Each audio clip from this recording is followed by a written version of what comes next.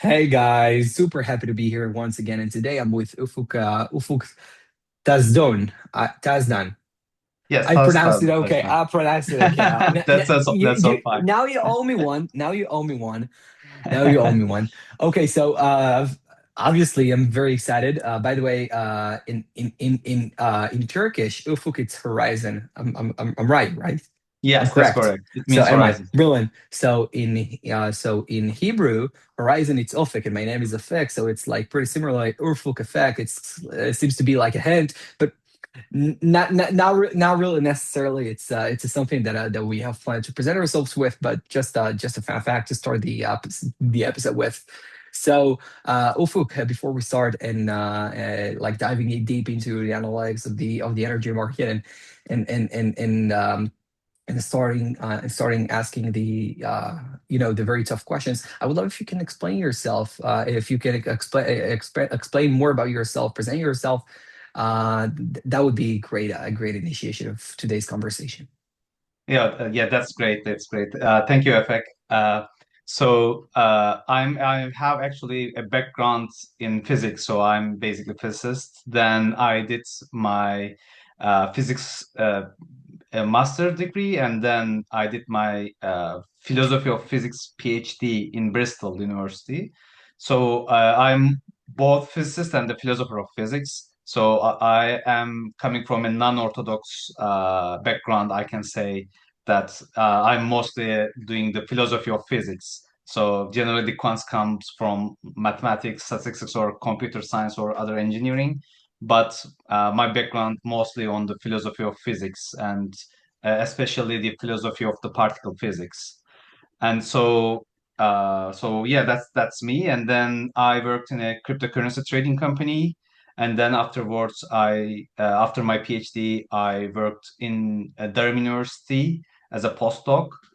And then right now, I'm working in Montel Energy, which is one of the big energy analytics company in Europe. And so right now I am mostly dealing with the mostly predicting the prices and creating reports for the energy market traders and general energy market audience. Mhm. Look, I have two questions. I will ask them both. You will decide which question you would like to answer first. Okay. Okay. So first and foremost, look, I have a bunch of quants here. They don't come from a very non-orthodox background. Like you have, like, well, you do have bachelor's and master's in physics, but philosophy and like PhD in philosophy, it's like it's very non-orthodox and very non-traditional, not traditional background to come with.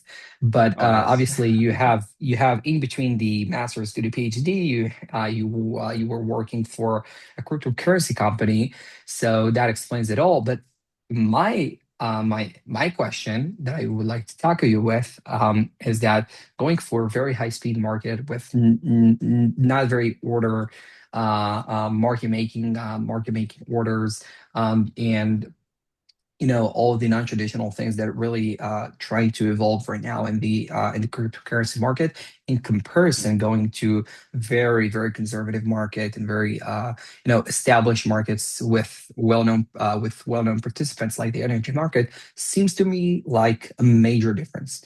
So Yeah. those are the two questions. Mhm. Non-orthodox background Yeah, maybe. and those two distinctions of two different, completely different markets, Uh-huh. and being actually involved with the operation in the cryptocurrency market and the energy market. So you Yeah. decide what question to tackle first. You can tackle them both in your order. Do Yeah. whatever you want. The stage is yours. Oh, Ufuk, th let's thank go. you, Efe. Yeah, so the issue was that I mean it was very hard to find a job in I tried London first and I like applied with my CV and I got directly rejected from the desk because I have the philosophy degree and I couldn't get in. I mean because they expect more like engineering and like other more mathematical stats although I have my physics degree. But mainly, since my PhD is in philosophy, I applied as a philosopher to these jobs and I got rejected. And then when I applied to Montel, I mean, they didn't care too much about like what's my background or whatever is going on in terms of like my school or whatever. They just gave the data and say, okay, just try to forecast this. I mean, and then I mean, I got selected and basically the people they come from Europe, although they can do this on Zoom or Teams, but they really want to choose the persons that they are getting into the Montel, and so they come to the office and we talked like nearly 1 hour or 2 hour. They also, I mean, observe what you are doing and whether you will fit the team, and also your abilities and your discussion on your model. And so they gave the data. I created the model, and then I expressed my views about the problems of my model rather than like giving more due to the my model. I just try to include an emphasis on the problems of my model, and that's how I got quite the job as a non-orthodox person.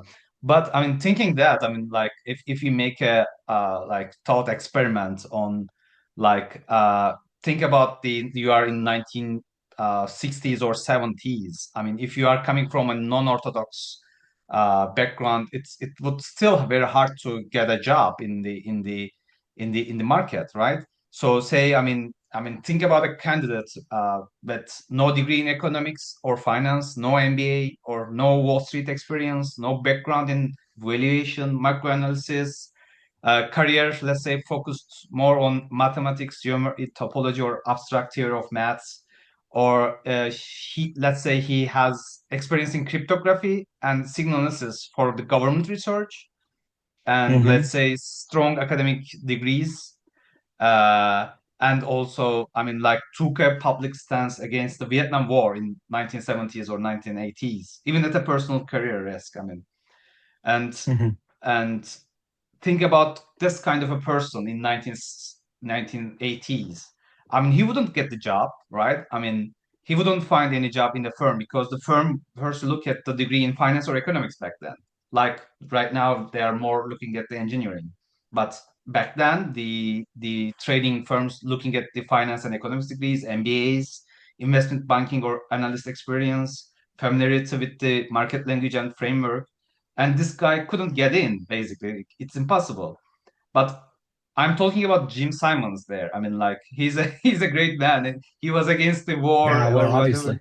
Yeah, and he cannot find a job. I mean, it's nearly impossible. Indeed, he founded his own job. He founded his company, and I'm not claiming that I'm Jim Simons or whatever, but the main idea is that, I mean, if you are coming from a non-orthodox background, it's very hard to find a job. So you need to show your skills, and you need to pass through the desk. That is the main issue there. So as you said, I have some background in cryptocurrency trading and so on, but I can find job in certain companies, not in like institutionalized like banking or whatever. They cannot get me in. So it's more like either a boutique trading firms or like big like Montel, who's getting the people only on their abilities, not on their degrees. Mhm. This is maybe the uh, kind of thought experiment. And even by the way, I mean, even in the first years, Jim Simons cannot get the profit. I mean, you would say, oh, okay, since he has no economics degree, he would lose.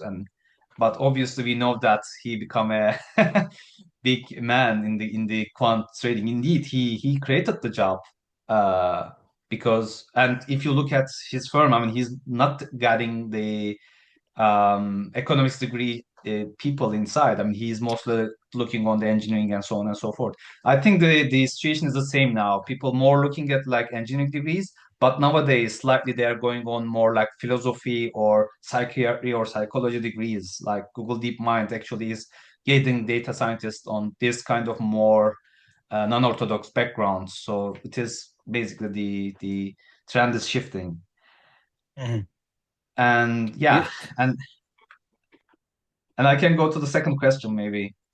you can go, but I would like look.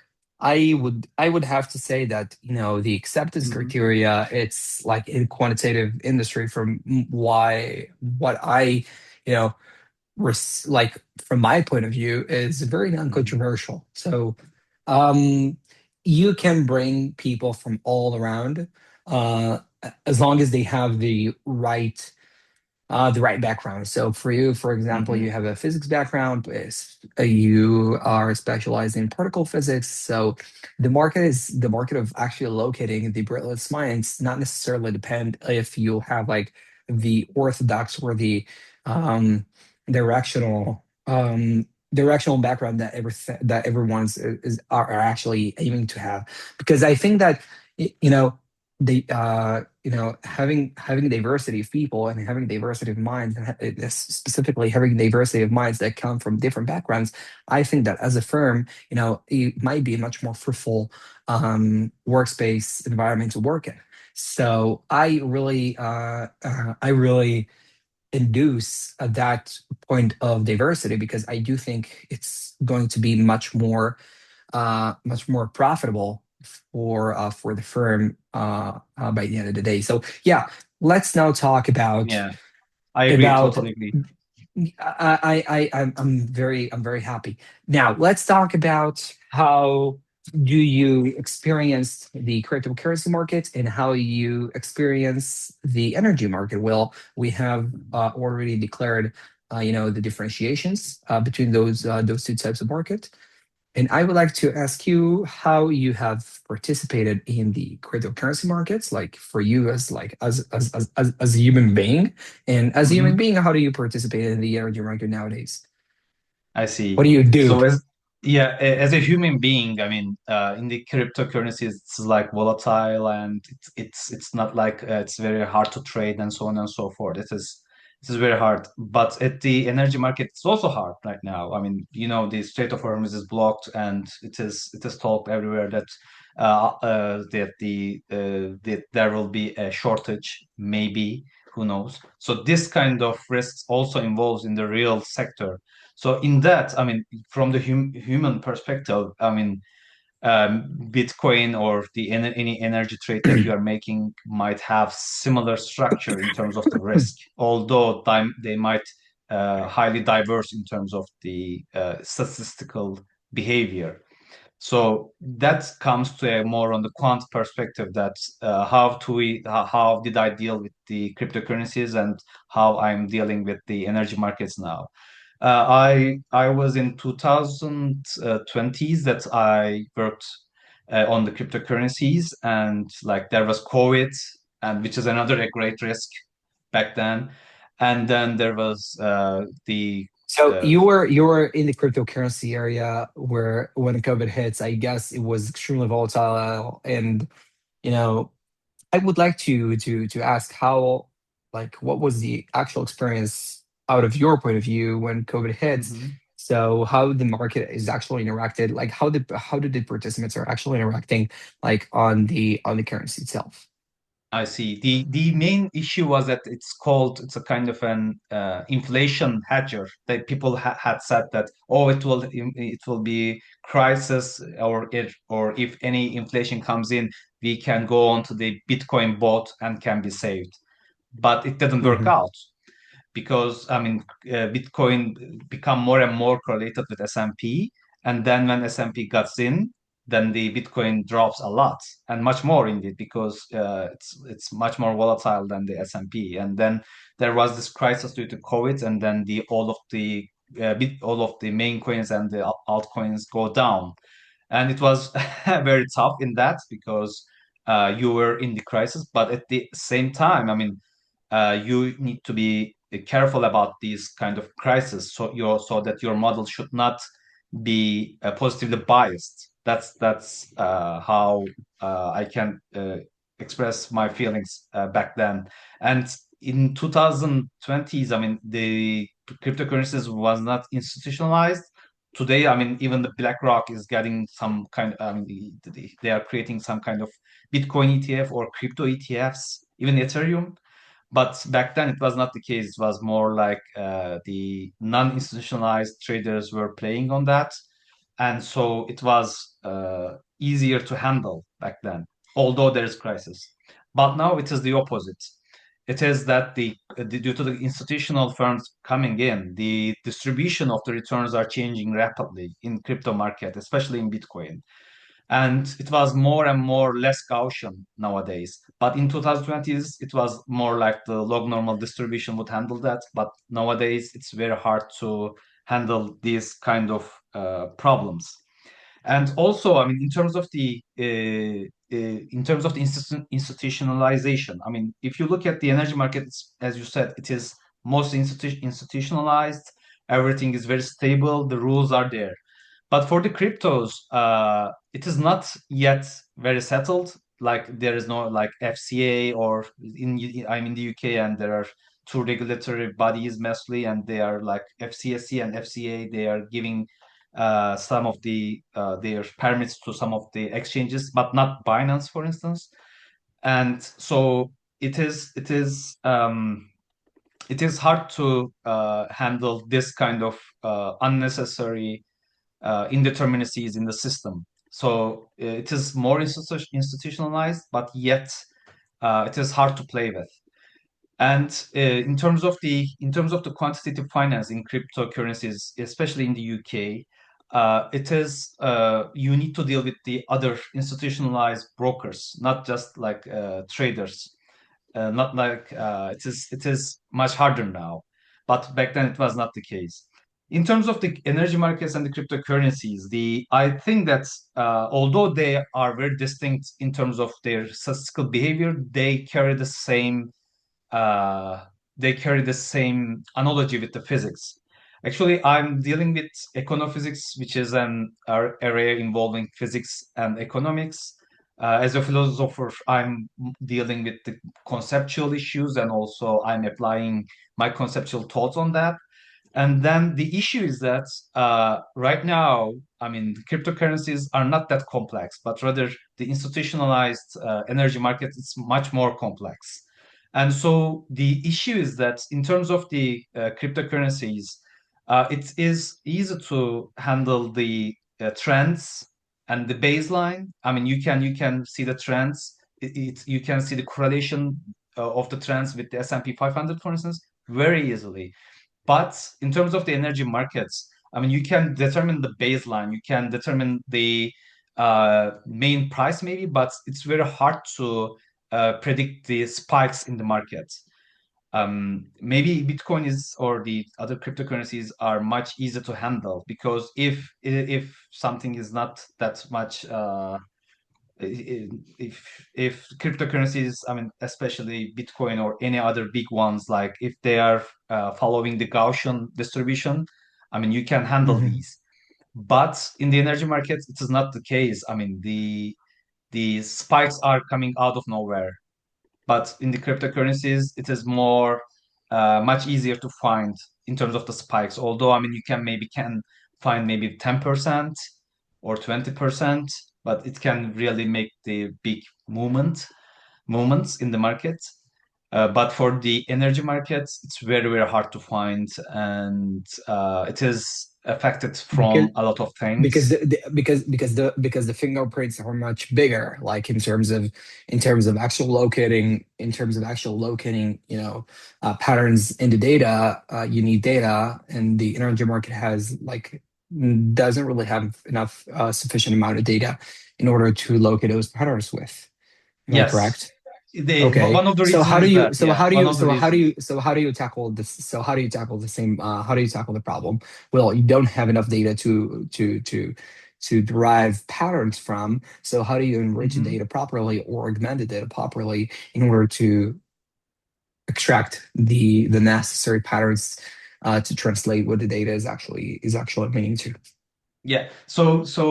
Maybe in terms of contrasting with the cryptocurrencies, the transparency is very good in energy markets. Although you don't know which big player will do what, but you can see lots of the supply and demand data. You can see lots of energy data. You can see the trucks. You can see for instance, the Strait of Hormuz.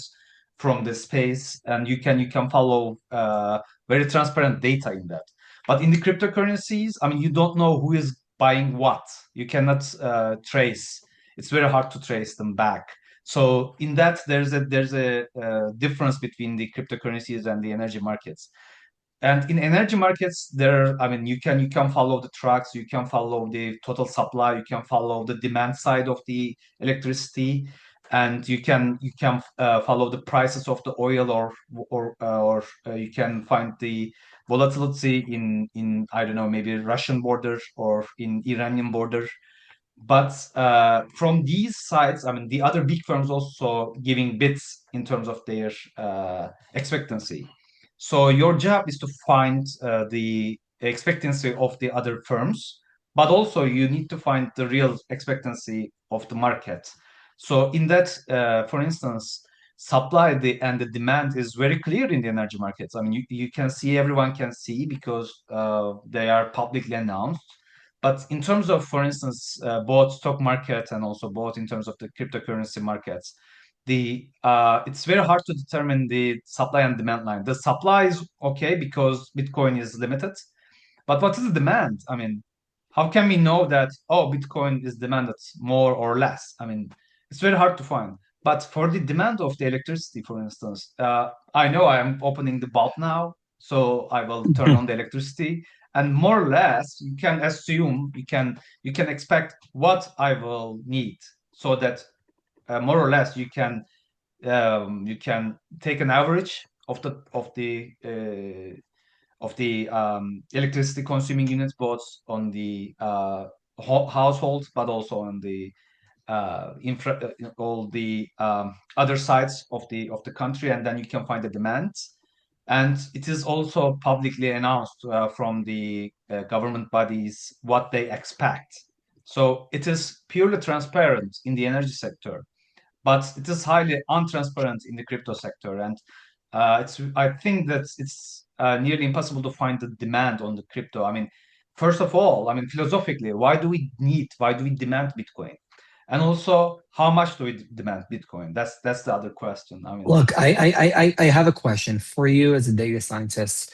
I would like to ask you, like, although you have like 2 degrees in physics, but I want to tackle your third degree, which is philosophy.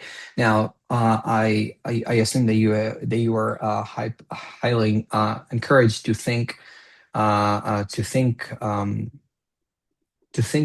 in a very creative manner. And I would like to ask you, how would you ask yourselves the right question? And you know how to direct yourself with the rightest questions in order to extract the data that you actually need as a data scientist. Because I do realize that you're constantly repeating on the same intersection between yeah, like asking very in-depth philosophical questions and receiving actual information out of it with your data science capability. So how do you see this intersection actually work uh, and prove itself in your day-to-day job? oh, I see. Yeah, thank you. I really want to talk about this topic as well, because it's mostly like, I mean, the people generally talking about like I read I you. mean, I told you before the yeah. recording was on. I read you. Thank you. I mean, I No, it's want to just give a a joke. historic example then. Maybe I can tell myself easily then with this one. I mean, for in terms of like, I mean, you get the data and you created your system, and then you try to predict the price, or you try to predict the outcome of your trade, for instance, right? So let me give a historical example from Ptolemaic astronomy. I mean, in Ptolemy's geocentric model, I mean, there are planetary motion in circles, epicycles, difference, equidistance. When observation didn't fit, I mean, the model could be adjusted by adding more geometric devices. Actually, we see this in the Newtonian case as well. I mean, if something is not fitting to your data, and then you can create, oh, okay, there should be, it's not the cycle that that the bodies are moving in as a planetary motion. They don't cycle, they also have the epicycle. Okay, we should add more cycles to that, and so on and so forth. I think that we are seeing a similar pattern in the data science as well. I mean, like if something cannot explain other things, then people add new things like new features, okay, or new parameters into the system, and then they fit the data, and then oh, okay, I created a new strategy that works. But I mean, I think that we should get some idea from the history of science. I mean, a model that fits the observed data well is not necessarily a good model, right? Because we have seen this in the Ptolemaic planetary motion, or or in terms of, for instance, in terms of choosing the systems, we have a similar thing in Copernicus and Ptolemy. I mean, Copernicus didn't immediately produce dramatically better prediction than the Ptolemy's one. The early Copernican system will use circles and epicycles, but it reorganized the structure of the explanation. I mean, it doesn't create the it might create a better explanation, but it doesn't create a better model prediction. So in terms of the data science terms, I mean, like Ptolemy is a highly flexible model with many parameters. Whereas the Copernicus is like more like a simple model, which is everything rotating around the sun and they are all in circle, with better structural interpretation. I think we see a similar things in like deep learning as well. Like, I mean, deep learning might have lots of parameters, but it's very hard to interpret what's going on in there. Or similarly, any other model that they are creating and getting the data for this one. I mean, we need the data so that our structural interpretation should be simpler, for instance. And we get this from the science, not from like I don't know, like from quantitative finance. I mean, we get this from the philosophy of science, especially the philosophy of physics. And then today, everyone talking that oh, okay, our trading system should be easier to be interpreted and very easy to explain, and so on and so forth. But we get it from this, from the philosophy of science and the history of science. And so it is not that we need to fit with many parameters, but also it needs to be interpretable with very ease and with something very easy to be understandable in the core. Whereas in terms of the complexity, I mean, let's say the in the Einstein physics, it is E equal mc squared. It's very easy, but if you go to a particle physicist, it will be very hard because there are lots of particles and they're colliding with each other. They have lots of extra terms, so that the total strategy of any firm should be easy to understandable, easy as have an easy core, but have a complex out structure. But unfortunately, I'm seeing many models that it has very complex in structure, it have very complex base, and then it does overfits or any other kind of problems that comes in afterwards. So I think that philosophy of science matters in that when we choose a more robust model.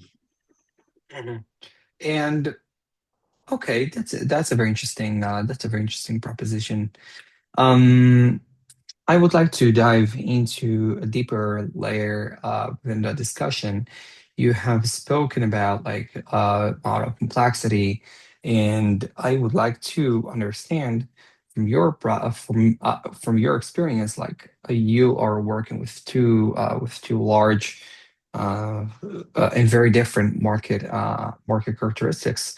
I would like to hear from you. What is your insight with model selection? Now, understanding the problem now, in your case, it might be much more interesting because you have your philosophy background, and I would like you to integrate your critical thinking capabilities in order to explain me and the actual extrapolation of how do you select model internally to serve your goals and to serve your needs. I see. Yeah, that's I think that it's a very hard topic, and I think There you that go. that's why maybe the more on the philosophy of science and also the historical analysis might be relevant. For instance, in the crypto market, I mean, if you take the Sharpe ratio, I mean, it will fail. I mean, to select the model, there are two problems. One of them is that it's very volatile. That I mean, even in the normal Sharpe ratio, the market is not normally distributed. But in the crypto case, it has lots of spikes out of nothing basically. It's out of complex structure and also maybe news as well. So that I mean there are two. I mean one of them is like more on the it's a complex structure, its own structure, but also there are other problem of the news comes in and then unnecessary spikes comes in into the crypto playbook. So in that, I mean, Sharpe ratio is very bad uh, metric for choosing the models. And I think lots of people in on LinkedIn as well complaining about that. Whereas for S&P 500, even if you look at the job ads, I mean, if you are a good trader, then they will ask you whether you have a good Sharpe ratio, both you have like 3 years or 2 years of good trading experience, plus your trades should involve like a good Sharpe ratio, like +3 or +2. It depends on the firm, but they look at that and they have right to do so in the normal stock market in S&P 500, for instance. Although even though the S&P 500 is not Gaussian in terms of the returns, but still more or less it shows you something or in the Indian energy market as well. It shows you something. The crypto in Sharpe ratio shows you something. But in crypto, I mean, people prefer, let's say, Sortino ratio, where I mean, you don't penalize the system with the profit because the market spikes a lot, and then you want to profit from that. Whereas the Sharpe ratio basically penalize you from these profits as well. Do you This think is that the Mhm. penalization technique with Sortino ratio actually benefits cryptocurrency pipelines? Well, it depends because if you highly penalize your system with these spikes, then you will only play with the general main trend line. If your strategy involves just the main trend line, I mean, I will buy Bitcoin and stop there, and then I will wait, and then I want small trades in cryptocurrency, and then I don't want to trade a lot. And that makes sense. I mean, you can pick Sharpe ratio, and you want it to be penalized for that. But for generally for the quantitative business, I mean, people prefer to trade a lot, so they don't want you to penalize with these big spikes if you catch them. So one of them is the Sortino ratio. But if you look at deep dive into the if you deep dive into the literature, that you will see lots of different ways of the Sharpe ratio that you can choose, and then there is a potential problem that I mean which Sharpe ratio to be chosen there. And then from the philosophy perspective, that I'm looking more on the things from the distribution side. What is your distribution in terms of the underlying asset and also your trades? And then if these distributions align with your main strategy, then you should go with certain Sharpe ratio that you would choose. I'm personally using some kind of exponential norm of Sharpe ratio, or people prefer the logarithmic version of the Sharpe ratio, but I'm using some kind of exponential version because I'm following the econophysics pipeline, and in this pipeline, the traits are basically has an analog in the earthquakes or or like heartbeat signals, whether you will get a heart disease or not, for instance. So they have kind of a power law distribution, and so I'm following a power law version of the Sharpe ratio. But as I said, it depends on your preferences, on your how many trades you will do, and on your distribution of the data, I would say. Mhm. Very interesting. Let's talk about the distribution of the data because, you know, obviously, the market is not a Gaussian distribution. And I would like to ask you, how would you look? You were, let's take, for example, the cryptocurrency market. And now, hypothetically, you're aiming to provide with a distribution about like the split in between buyers and sellers in the data and actually track patterns Mhm. from it. And I would like to ask you, how would you tackle an environment which it's very non-stationary and um, Mhm. and from the non-stationary environment, I would like to ask you, how would you actually extrapolate, distributions that you can rely on in order to understand if Sortino or like other type of financial factors Mhm. will be better to penalize the system. Now, if you let me, I'll just finish up my question. If you discover that the distribution itself is very non-stationary, like extreme stationarity. Now, for example, it could happen, I think, with much more with establishing markets, um, or developing markets, maybe much more. Um, I would like to ask you, how would you think about penalizing approach to tackle such an environment? Oh, I see. Yeah, that's a good question. I mean, because the S&P 500 is also non-stationary. I mean, if you look at the return distribution, but you can assume it's as a stationary, and then you can go on, and more or less, People tend to think, yeah, yeah, because because yeah, people tend to think that the S&P itself is a very stationary yeah, environment, yeah, which is a yeah, with completely respect to stable. cryptocurrencies, yeah. So, Uh, yeah. that's a complete stationary in comparison to the cryptocurrency market, although it's a complete mistake. Yeah. So the issue is that, I mean, from philosophical perspective, I'm looking more on the analogy side. I mean, Hmm. I mean, as an engineer, maybe engineer will also handle the situation in a sense that he will look at his background, like if he's working on the planes or whatever, and then tries to apply the same thing into the market. I'm doing the same thing, but with a meta sense in a by saying that which analogy we should take there. And then I think that's especially for this kind of non-stationary data, I think that the econophysics is a very good pipeline. And also it's a very good discipline to handle both risk and also both in terms of the trading, because it handles similar data. There's a similar analogy in there. So in that, for instance, for the earthquakes, I mean, it says just vibrate, vibrate, vibrates. I mean, right now, we are vibrating in our chairs, although we don't see that. But Hmm. sometimes the earthquake happens, and then it really affects a lot. And the same thing, I think it's in the cryptocurrencies there. I mean, most of the data, I mean, if it will just jiggle around the average, and then suddenly it just jumps out of nowhere.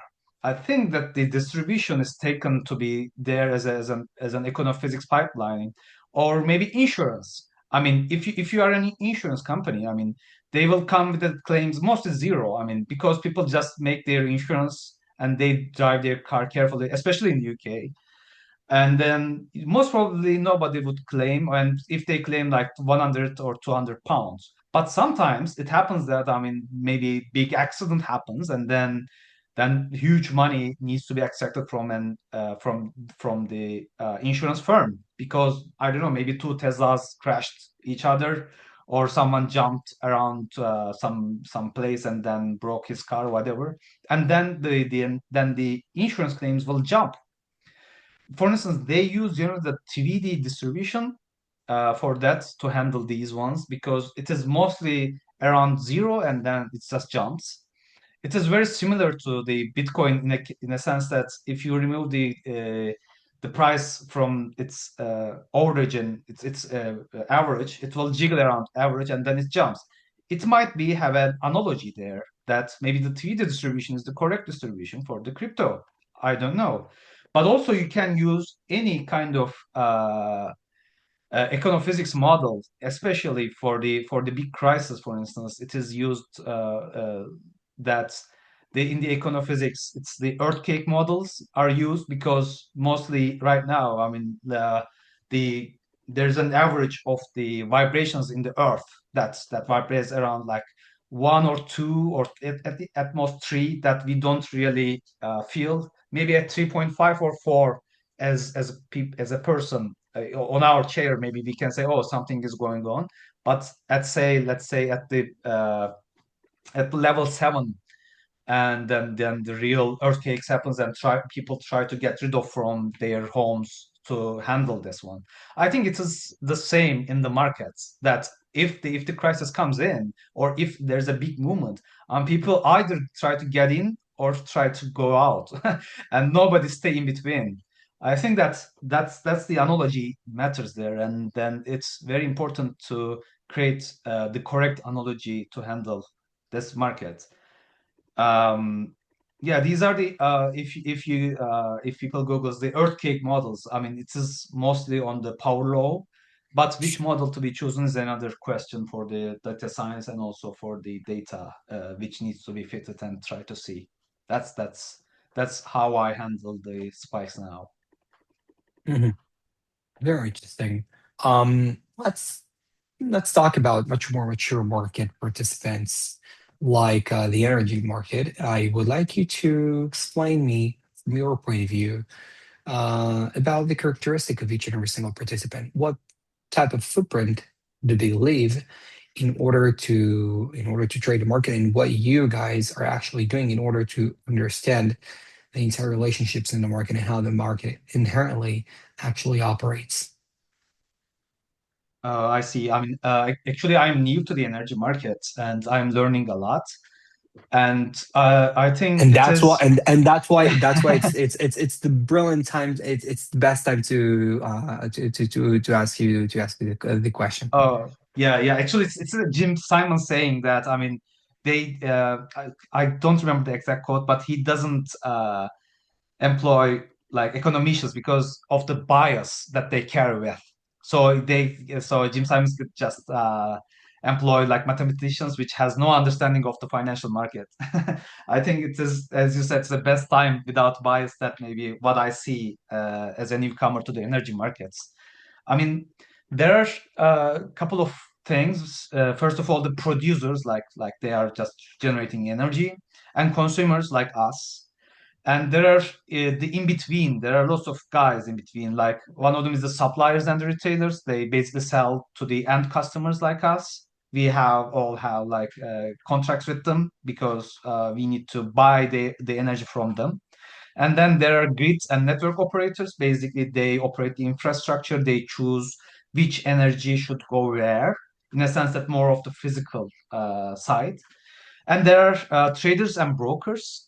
They basically buy and sell energy products to manage risk and exploit price differences if possible. And they basically more efficient markets, and they provide the liquidity as well by trading. And as an and analytics company basically gives data and understandable data to traders and the brokers. And also, as every market has like regulators and like normal general market operators there is. And um, and then then the electricity is really unusual. Electricity trading is very unusual actually, because I traded lots of the things like forex, like S&P or stock market or gold, especially in Turkey. Like people trade gold a lot, and also like lots of the things. But in energy market, there is something maybe against more of the capitalism, I can say, because in capitalism or in general markets, I mean, you would buy something with a positive price, right? I mean, if you go to a shopping mall and then if you want a chocolate, I mean, you don't end up with, oh, I bought this chocolate with -3 pounds or -3 US dollars. It's nearly impossible. But in energy market, Mhm, that's happening. I mean, you buy energy with a negative price, although there's an energy crisis.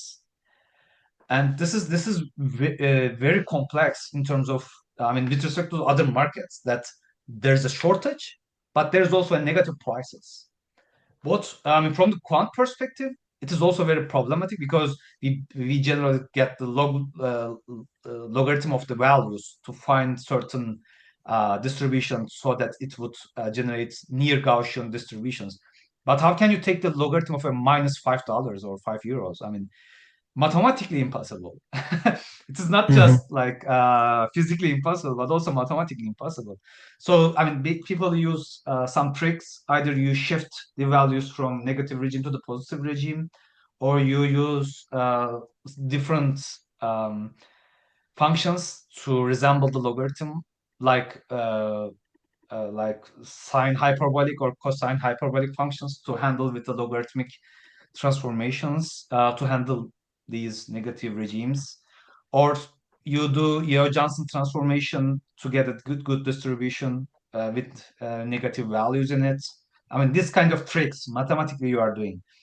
But from the physics side, there's an also like on the um, from the physical perspective that I mean, how to deal with the negative prices. I mean, it's very important to understand that there's a shortage in the demand, sorry, in the supply, but also people are selling out of the negative prices.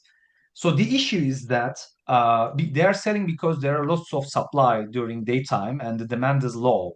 Okay, from the supply and demand perspective, it is all good. But Hmm. when there is no sun, there is no solar generation, then the supply going very low, and then it becomes that you need to have more oil, more LNG, or whatever there is to supply electricity to the households. And this is basically on the evening time generally, so that the prices go up again. This is, I think, very complex in nature, that both incentives are different because if something has a negative price, it is a waste. If something has a positive price, it's a production. I mean, it's a meta that you will buy. And but if the price is negative, it's a meta that you will try to get rid of.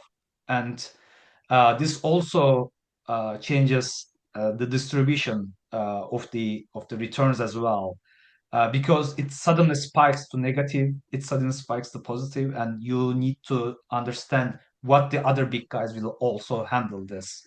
So it is not just you are racing against the asset itself, but also you are racing against the other big guys as well. Well, yeah, That's well, very yeah, tough. it makes total sense. It makes total sense. And let's take, we have spoken a lot about the differentiation about the two market characteristics. I would like to speak about how do they intersect with each other. Hmm. Um, Yeah. my question to you, it would be a little bit technical, but I would love to dive deep into it. Yes, So of if course. we're Yeah. going to be hypothetically taking a distribution of the data of like daily activation, which is tens and trillions upon trillions of data that you can actually extract from the cryptocurrency market, and you take the same data out of the energy market. My question to you is how would you actually going to understand the pattern that you're actually looking for? Because well, there is like a major differentiation with like the amount of the data, but if you would like to apply now, that's a very philosophical question. If you would like to apply the same methodology that you're implementing to extract the information out of the cryptocurrency markets, I would like you, on top of the energy market, I would like you to explain me how would you enrich the data, or even augment the data for extracting it, with precision that you Mhm. can actually count on to train up a model, for example. Yeah, it's great question. I mean, I think that the main issue is again the analogy, like from, let's say, supply and demand. I mean, in the energy market, it is the supply and demand is determined by the TSO. It's called it is determined by the operator. So that it will say that okay, I will use this or that power generator. I will use that grid system and so on and so forth in the very like physical stuff. But in the crypto, what is the analog of that? I mean, like, it is the miners in a sense, where they give the effective supply. I mean, the total supply of the Bitcoin is determined, but the effective one is not determined.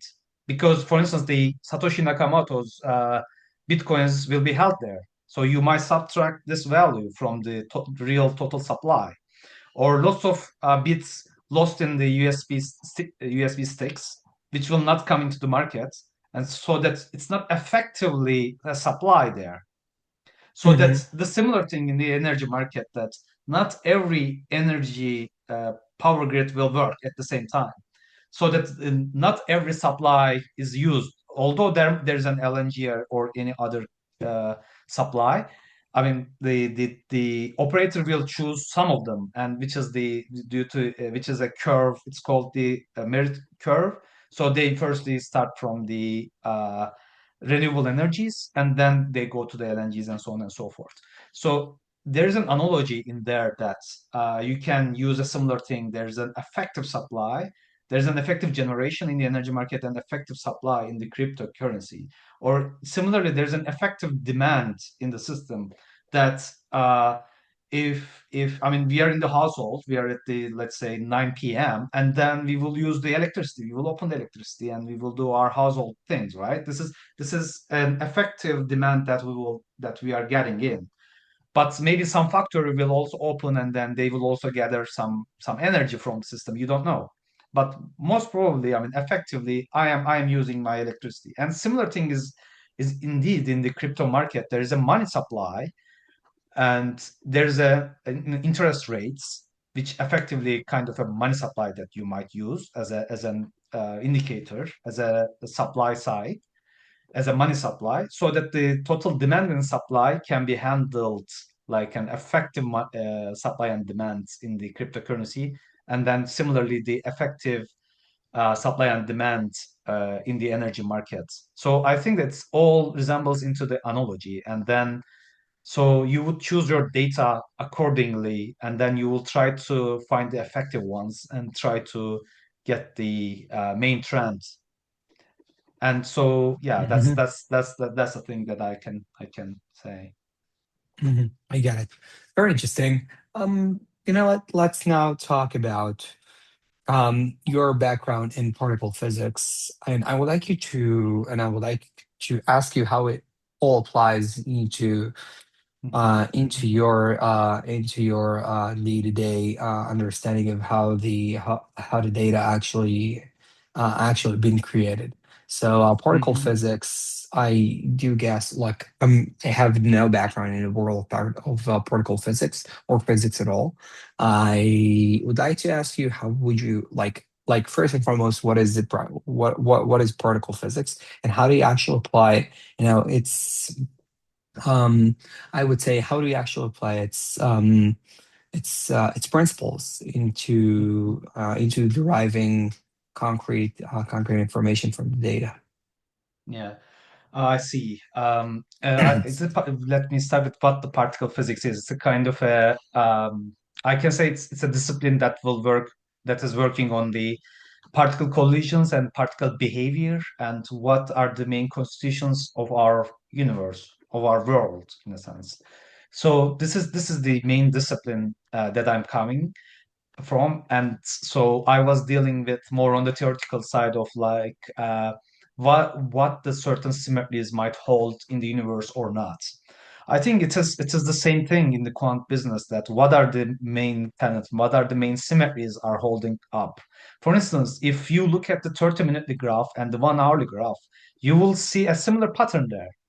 I mean, you will see similar fractals. You will see similar grids there. You will see a similar picture, although it is different.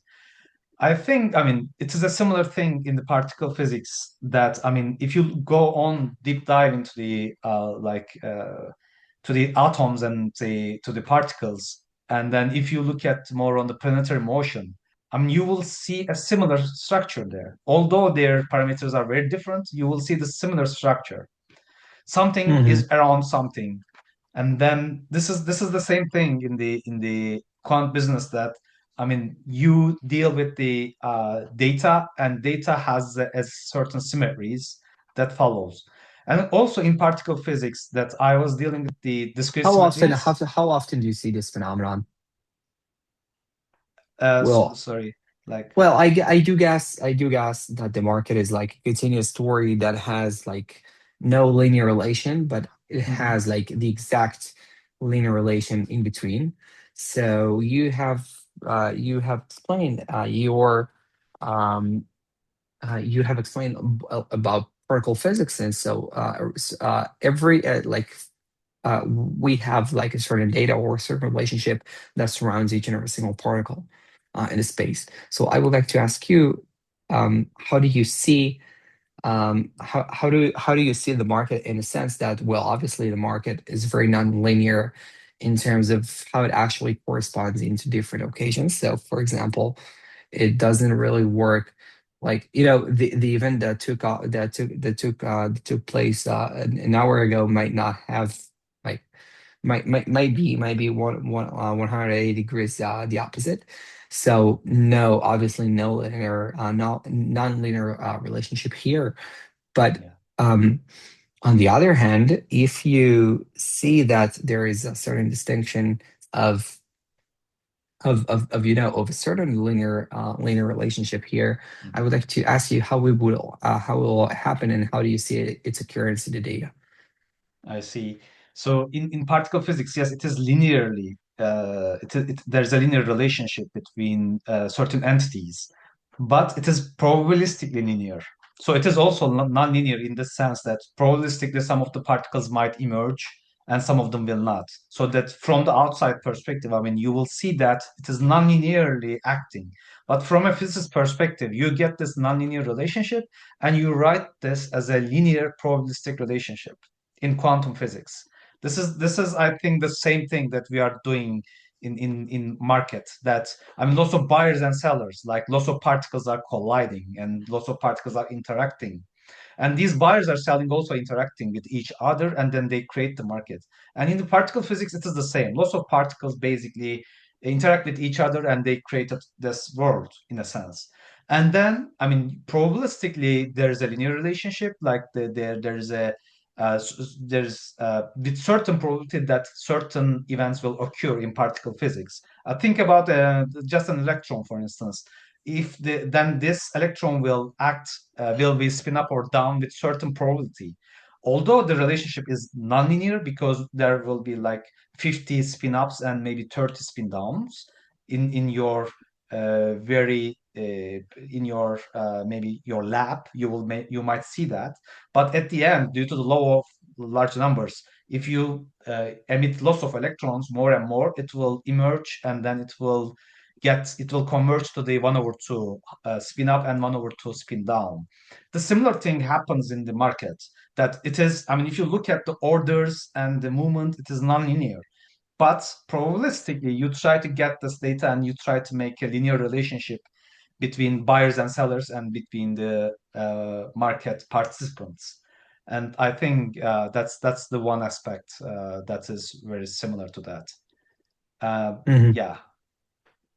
Yeah, It's interesting because, I would back in the days, I wanted to use geometric patterns to extract data. So, for example, if I recognize a pattern, I wanted to I don't even remember the name.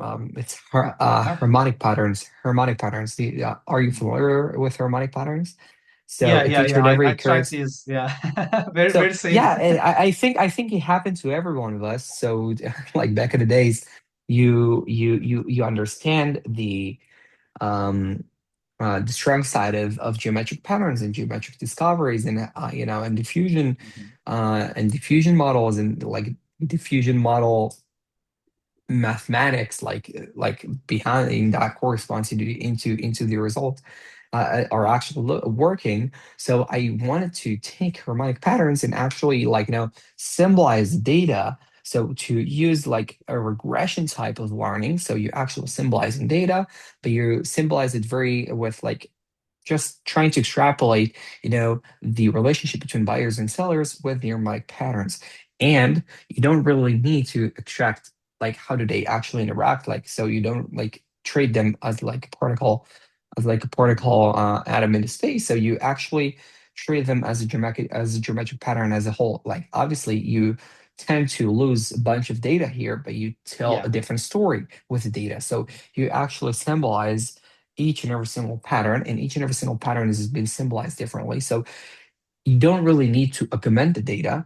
You minimize the data, and you minimize it, or narrowing the data into a much narrower or much more focused language that will enable you to not just understand the data, but enable yourself to, you know, to set up the symbols and the invariants and the syntax of the language itself with the data that you want to extract. So what I was tending to do is to actually forecast or trying to have um, a linear or regression type of learning with those harmonic patterns. And I would like to ask you, because we have spoken about like the in between relationships between buyers and sellers.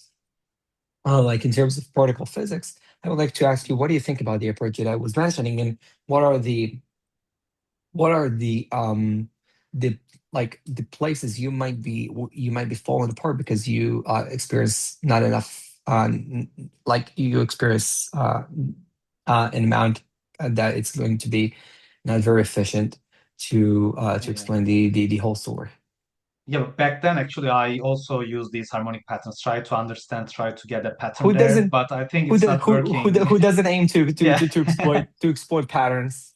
Yeah, yeah. but that's a great initiation.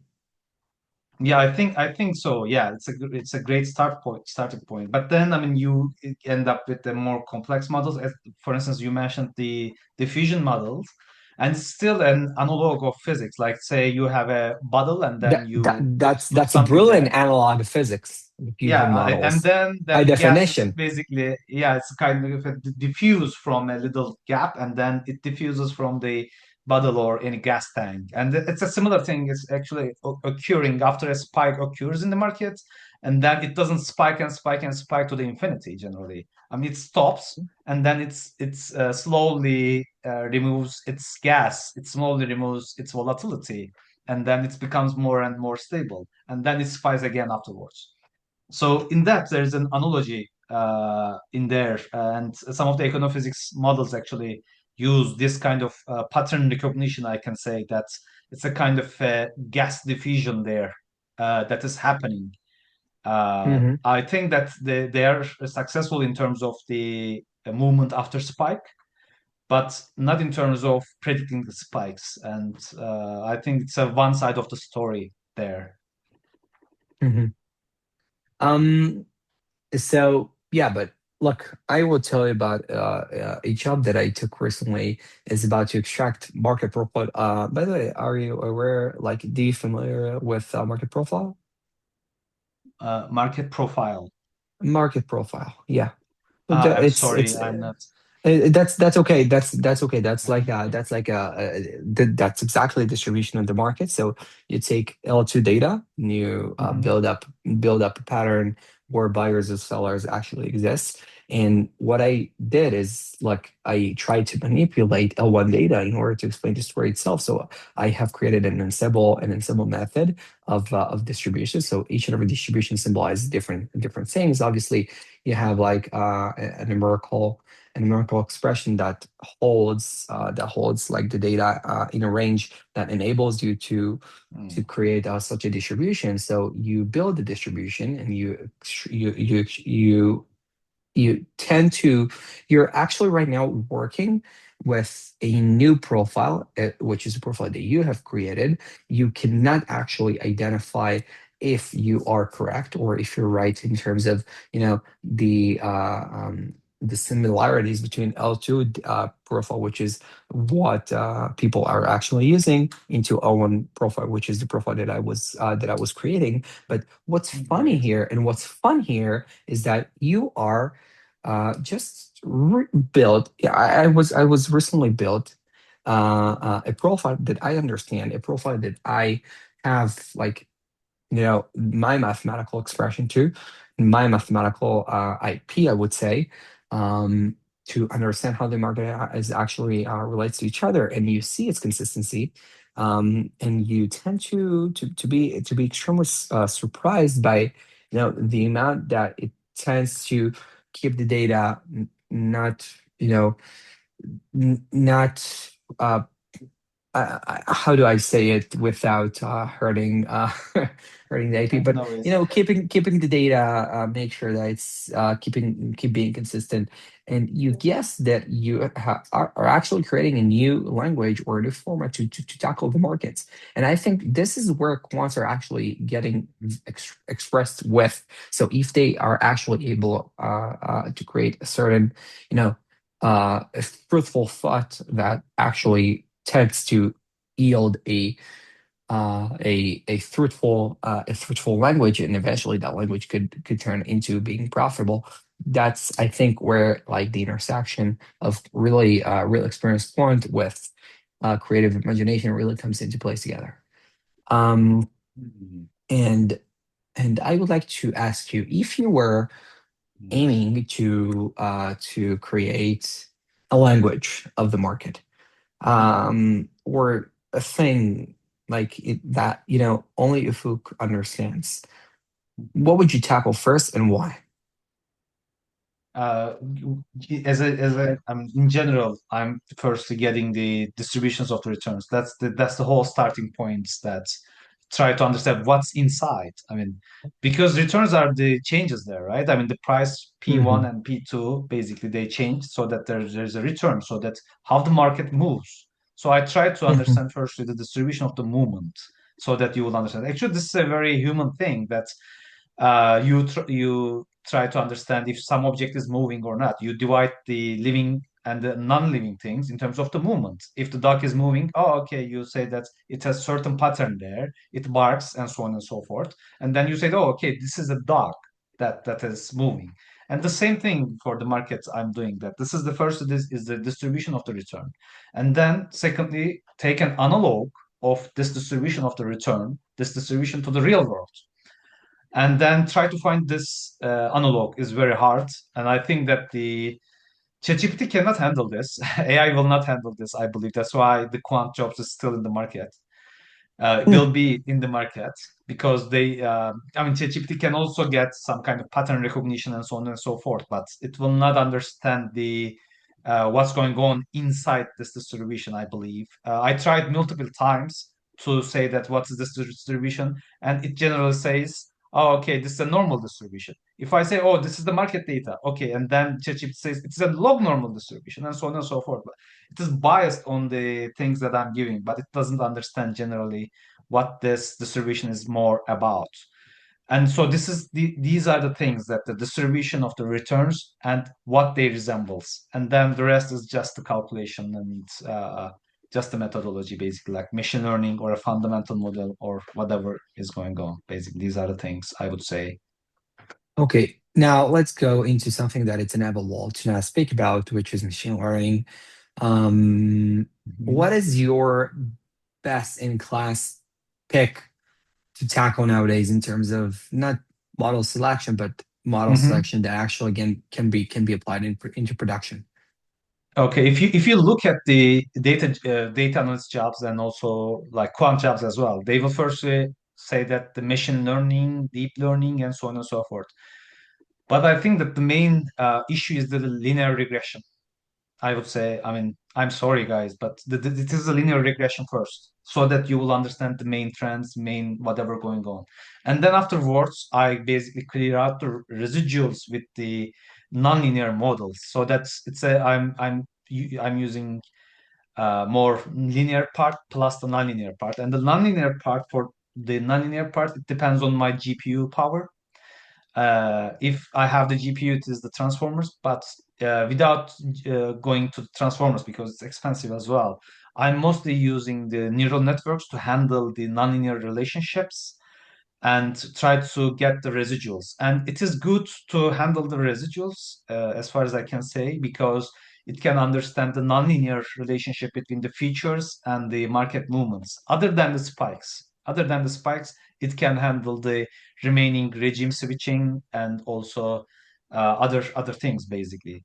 But for the spikes and the market changes, maybe the paradigm changes in the market, only me. I mean, there's nothing that I can Mhm. use, only myself that I can understand. Then I'm putting manually the distribution and the correction to the my model to handle this afterwards. Mhm. And so I'm using the um, uh, deep neural networks for the residuals, and then the rest is just my personal additions to the model. I got it. Very interesting. So, look, Ufuk, the problem is that we can speak on the topic for a very long time, and hopefully, we will be going deep into your thesis and like taking deep networks and apply them over the residuals, which is quite interesting. But I would like to ask you the last question for today's conversation, which will be, um, if I will ask you what will happen in the energy market in the next 6 months, with your point of view, with everything that goes in between the U.S. and Iran and everything that actually occurs in the world, and I would like you to provide me with your point of view of how, like, firm of the size that you work in supposed to adapt. Oh, thank you, Afek. I mean, I can talk more on this issue, but maybe yeah, as you said, I should switch back to the like real world and the energy markets. I mean, from quantitative perspective, that I can see in terms of the distribution, there are lots of spikes comes in, and they are causally affecting each other from just pure data perspective. One spike occurs and the other spikes occur, and so on and so forth, and then it cannot go to infinity like that. We cannot continue it like that. So from the quantitative perspective, the market will go back to its natural state, and then the spikes will occur more and more rarely. It should go like that from the quantitative perspective. And from like a trader perspective, that this is an unnecessary volatility. I mean, as a humanitarian note, like, I mean, people should not die, and we are against the war, and so on and so forth. But from a trader perspective, that eventually this will end up, and then the market volatility will go down, and then we will see a normal market, but at the expense of a downward movement in the S&P 500. That these volatilities, with respect to these volatilities, still the S&P 500 goes up, and someone should pay the price. And I think that the stock market will pay the price. People say boom or whatever, but they will. I mean, I think that we will see a good correction in the market. Not maybe a crisis. I don't think that there's an AI bubble yet, but I think that we will see a good correction because there's a huge volatility and the market uh, went up. These are not bearable. This should I get it. someone should pay the price, and the market will pay the Interesting. price. Interesting. Look, I will keep that recommendation with me, and I will try to leverage it in my way in order to to tackle my holdings properly in the future. So right now, I would love to say thank you for a tremendous conversation. I loved it, and it was brilliant. It just was brilliant. And I want to thank you for coming and for your participation. It was just great. Yeah, I'm also happy. I mean, that there were great questions, and I'm thankful to you for expressing my ideas on these topics as a non-standard quant. I can say, thank you very much. Effect. Thanks, thanks. Thank you, thank you. And again, everybody, thank you for listening. And until the next time, ciao. Bye.